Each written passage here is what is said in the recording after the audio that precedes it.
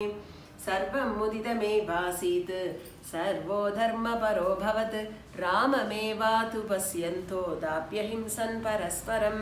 आसन् वर्षसहस्राणि तदा पुत्रसहस्रिणः निरामयाः विशोकाश्च रामे राज्यं प्रशासति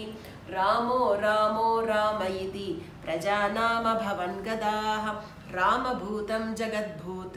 रामे राज्यं प्रशासति नित्यपुष्पा नित्यफला धरवस्कन्धविस्तृताः काले वर्षी च पर्जन्यः सुखस्पर्शश्च मारुतः ब्राह्मणा क्षत्रिया वैश्याः शूद्रा लोभविवर्जिताः स्वकर्मसु प्रवर्धन्ते दुष्टाः स्वैरेव कर्मसु आसन् प्रजा धर्मरता रामे शासति नाधृताः दशवर्षसहस्राणि दशवर्षशतानि च